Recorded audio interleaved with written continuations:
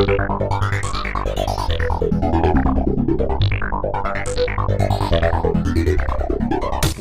is our true purpose? Are we toys at the hands of the universe? Welcome to Lurking Dusk. I'm your host, Benny Paulsen, broadcasting to you tonight from the beautiful forest on the edge of Graniville. For those who are asleep, I hope your dreams are pleasant tonight. And for those who are awake at this early hour, thank you for delving into Graniville's mysteries with me. Now, I will be leaving the lines open for any callers, but let's start with the big story of the past few weeks. A lot of you have been reporting something lurking in the woods. The sightings I've heard have described this thing as long and thin. Jovan Morris, the local librarian, had said that the creature is stick-like, standing about 10 feet tall, with eyes branching off of a stalk at the top of the body, and being otherwise humanoid. Personally, I haven't seen this thing yet, but over the past few days, it does seem like the kids of town have already begun thinking of what this creature is.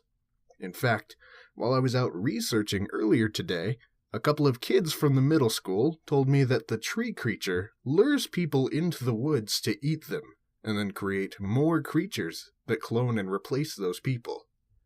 Now, I don't know about you, but that sounds pretty horrifying. They justified themselves by telling me that Mrs. Kirtley has been acting weird lately, standing in her front yard at night, smiling at the passers-by. One of the kids said they had seen her standing in front of the door at the old abandoned mansion, scratching words into the door with her long nails. Now, my entire life I've lived in Graniville, and Mrs. Kirtley has always been sort of a strange figure. She always seems to be the first suspect whenever something mysterious happens around town. Naturally, I went to go talk to Mrs. Kirtley about this, but she didn't seem to be home. Other than that, I wasn't able to get much more information about the tree creature. The witnesses I talked to seemed to have forgotten any other details about their encounters other than the monster's appearance. Now, this is definitely weird, but I feel that Mrs. Kirtley has always been a secretive one. I continued to try and talk to her later in the day, but before we continue, a word from our sponsor. Lurking Dusk, along with JFF Radio, are proudly sponsored by Aldi, with a new location opening up on the east side of Graniville this spring. Aldi. Shop differently. Now, as I stated before, I had continued throughout the day to try to talk to Mrs. Kirtley about these accusations. I had gone to the old abandoned mansion to see if she was there, but once again, she was nowhere to be found. I had searched around town for a few hours before running back to her house again, where I found her in her front yard. I tried asking her about the monster, and she only responded with a few nonsensical words. It seems as though we may never get a true answer to this part of the mystery. What's that? Oh, it looks like we have a caller on the line. Let's see what they have to say. Hello, caller? Yeah, hi. I have an experience with that monster you've been talking about. All right, well, go ahead and tell your story. And what would your name be? My name is... Never mind. I'll just get into the story. I've been working construction on new houses down on Dory Lane, a street on the edge of the forest, and last Thursday was when it happened. During my break, I was looking out into the trees and thought that the scenery looked kind of strange. I walked closer to get a better look, and I saw that thing. I was petrified, but I couldn't have been staring for more than a few seconds when my buddy tapped me on the shoulder and, well, 15 minutes had passed.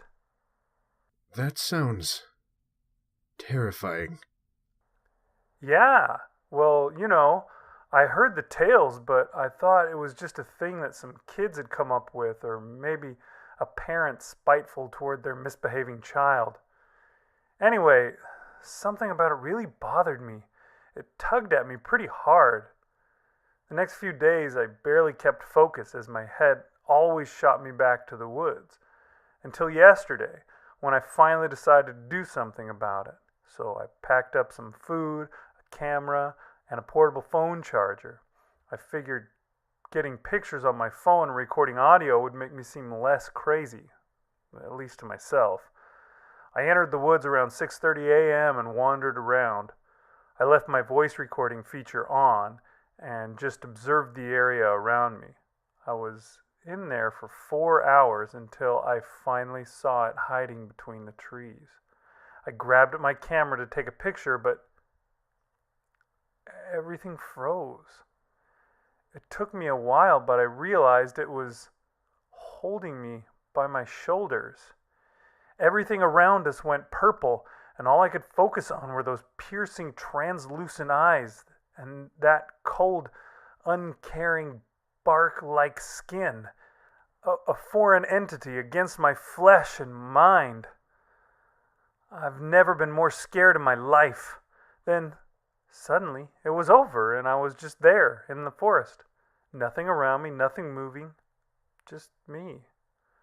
My phone battery apparently died after I went for the camera, so there wasn't anything on there, but I still have what I know, what I saw, what I felt. You believe me, don't you? Yeah. Yeah, of course I believe you.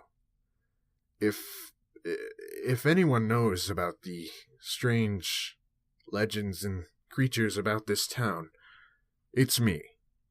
Trust me. Huh.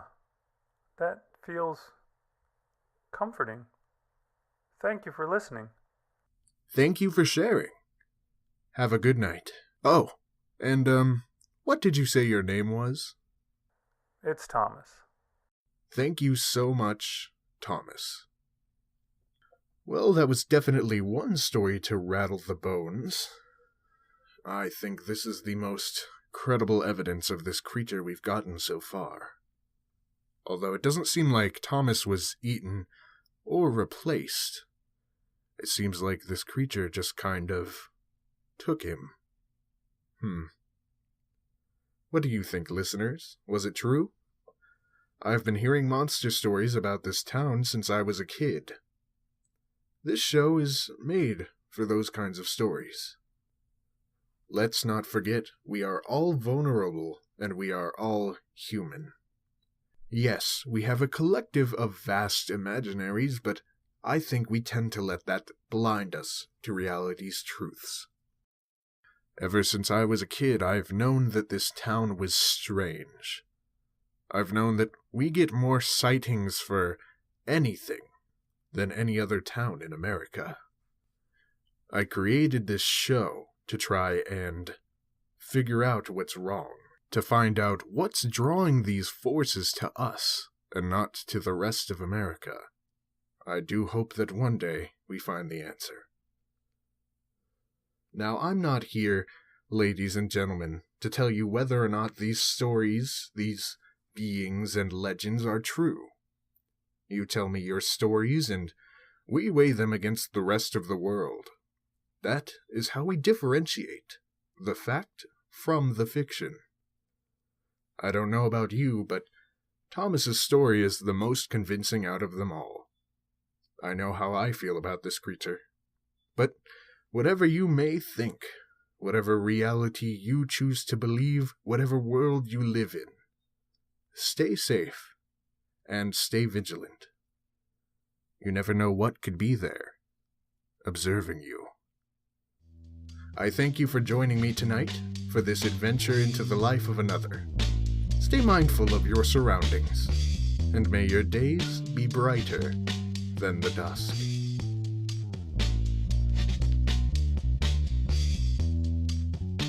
Graniville is written and directed by Oshay McGrogan, with music tracks by Sam Hinojosa. The voice of Benny Paulsen was Oshay McGrogan. The voice of Thomas was Big Anklevich. Thank you for listening.